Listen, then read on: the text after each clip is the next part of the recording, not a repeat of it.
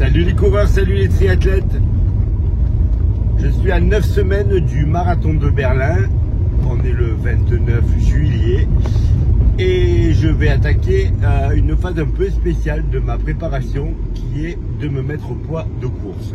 Alors ça fait des semaines que je mange plus de bêtises et malheureusement je mange beaucoup parce que je m'entraîne beaucoup et le poids il bouge pas tellement et malheureusement si je veux courir ou envisager de courir en 2h44, je sais très bien qu'il faut que je sois à mon poids de forme, c'est-à-dire 71 kg, un petit peu moins, un petit peu plus, mais vraiment dans ces eaux-là et pas à 74, sinon je serai obligé de revoir mon objectif à la baisse et il n'y aura pas de problème pour le faire si c'est le cas. Alors, comment je vais procéder? Je vais réduire les quantités et je vais supprimer les glucides. Mais le problème, c'est l'entraînement. L'entraînement, parce que si on supprime les glucides, ça devient très compliqué. Alors, il s'avère que je suis dans une phase de l'entraînement très spéciale. Je suis très fatigué. Je suis très fatigué et j'ai des très bonnes jambes. Donc c'est assez paradoxal. Pourquoi? Si vous avez suivi ma préparation, vous avez vu que j'ai mis en place des séances de double seuil depuis le début de ma prépa, puisque je fais des prépas très longues. Les séances de double seuil, franchement, elles ont super bien marché. Je suis arrivé en forme très tôt. Mais avec les séances de double seuil, je suis passé à 4 séances de qualité par semaine.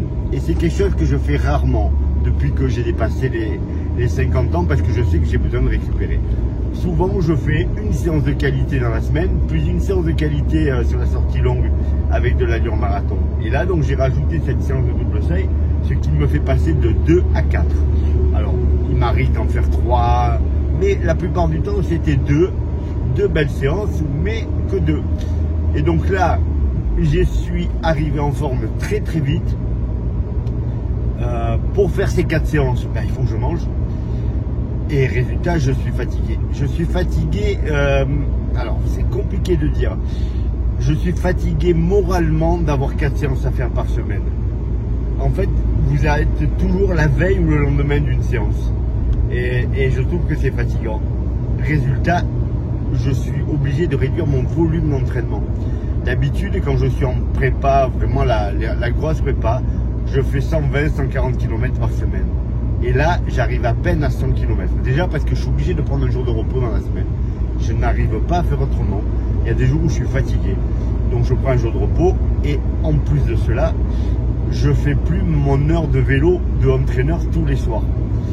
Parce que j'en ai marre, parce que je suis fatigué. Alors là, je vous parle aujourd'hui le 29. En fait, j'ai déjà changé mon fusil d'épaule la semaine dernière. J'ai décidé de supprimer ma séance de double seuil.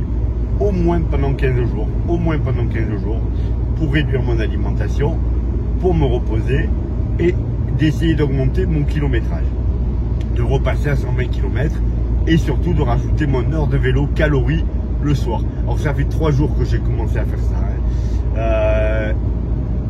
Je ne sais pas si ça va marcher, mais d'habitude ça marche. Il n'y a pas de raison que ça ne marche pas cette année. L'heure de vélo, je suis en balade sur le home trainer. Je suis à 90 watts, 80 watts, je regarde mes messages, je regarde une série. Enfin voilà, vraiment, c'est pas de l'entraînement. C'est du brûlage de calories, comme si vous allez marcher. Et la plupart du temps, vous augmentez le nombre de calories que vous dépensez dans la journée, donc vous maigrissez. Donc j'ai décidé de passer là-dessus, au moins jusqu'au 15 août. Donc de lever le pied au niveau de l'entraînement. En plus, je vois que je suis fatigué, même si j'arrive à tenir les allures la plupart du temps. Hier, la sortie longue, alors je l'ai fait très tard parce que le dimanche, je travaille beaucoup. Et des fois, je commence par faire ma sortie d'entraînement. Là, je l'ai fait après. Résultat, j'ai attaqué ça très tard. Je voulais voir le nageur français. Donc j'ai abrégé ça. J'ai fait que 50 minutes à allure marathon. Et en plus, j'ai des effets à 4,03, 4,04, très loin des 3,55. Alors, ok, il faisait très chaud. Mais moralement, j'avais pas la niaque. J'avais pas envie de me faire super mal. Au niveau cardiaque, je suis vraiment resté très bas. Qui prouve que je suis fatigué. Je suis fatigué moralement, alors que physiquement, je suis capable de faire des super séances. Donc dans ce cas-là, il ne faut pas se prendre la tête. Je vais couper pendant 15 jours les séances de qualité. Vraiment, je vais faire du long. Je vais aller faire des footings à 11, 12, allez, voire même à 13 à l'heure par moment. Je vais garder ma sortie longue le week-end. Peut-être une petite séance de seuil dans la semaine, mais sans plus. Vraiment, je vais me donner 15 jours pour enclencher la perte de poids. Et pour ça, il faut que je cours sans avoir besoin de glucides. Si je fais des séances de qualité, si je mets de l'intensité, il me faut des glucides. Sinon, j'y arrive pas, hein, comme tout le monde. Par contre, pour aller courir à 11 à l'heure, j'ai absolument pas besoin de manger de glucides. Donc si j'ai pas besoin de manger de glucides, ben forcément, je vais perdre les kilos que j'ai en trop. J'ai la peau épaisse de partout, j'ai une ceinture abdominale qui est encore un petit peu grasse. Voilà, donc il faut vraiment que je perde 2 kilos pour être vraiment correct pour courir. Après, il resterait un petit kilo, mais ça, c'est pas grand chose. Voilà les coureurs, voilà les triathlètes, donc pensez bien à ça. Des fois, ça vaut le coup de passer à d'autres séances, d'allonger l'entraînement, de baisser l'intensité si vous voulez vous mettre au poids. Parce qu'on ne peut pas faire les deux. On ne peut pas se mettre au poids de forme et faire des grosses séances intensives en même temps. Je parle bien entendu sans prendre de produits, hein, parce que moi je suis 100% naturel. Je prends même pas de vitamines, je prends pas d'acides aminés. Alors je prends un peu de collagène pour mes tendons, mais voilà, ça s'arrête là. Donc vraiment, hormis les gens qui sont très chargés en produits qui permettent de s'entraîner très dur, même si on mange pas, moi je peux pas faire. Si j'ai besoin de m'entraîner très dur, il faut que je mange des glucides, que je mange beaucoup plus que quand je fais juste du long. Et quand on fait du long et lent, ben, on peut tout à fait le faire sans beaucoup manger, ce qui permet de perdre du poids. Voilà les coureurs, voilà les triathlètes. N'hésitez pas à me poser des questions sur le poids de forme, hein, on en a parlé déjà.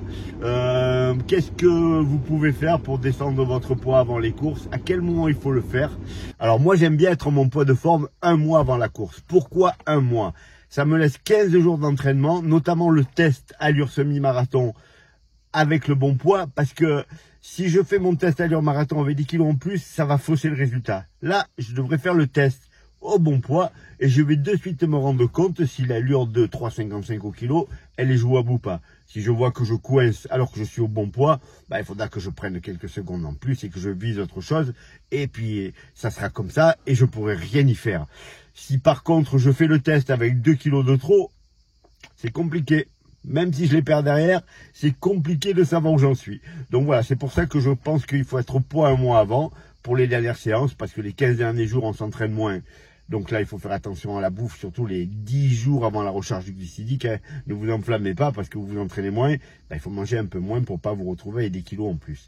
Voilà les coureurs, voilà les triathlètes. Un petit coucou à tous mes marathoniens qui vont faire le marathon des Jeux Olympiques. Comme je vous l'ai dit en direct, la plupart, ne vous prenez pas la tête avec la performance. Juste kiffez le moment, vous allez participer à un truc énorme. Le parcours, il n'est pas du tout fait pour performer. Il n'y a même pas de classement. Alors même si vous avez un chrono à l'arrivée, bien entendu. Mais ne vous prenez pas la tête. Par contre, certains d'entre vous, moi je vous conseille de prendre ça comme une très grosse sortie longue et de vous inscrire à un marathon derrière. Là on est en août, vous pouvez vous inscrire à un marathon au mois de septembre, au mois d'octobre, au mois de novembre, au mois de décembre, pour profiter de tout ce que vous avez fait avant. Voilà les coureurs, voilà les triathlètes. Bons Jeux Olympiques à tous ceux qui regardent. La semaine prochaine, lâchez. Cette semaine, la natation et tout ce qu'il y a autour. On se régale. Enfin, moi, je me régale en tout cas. Bon entraînement à tous.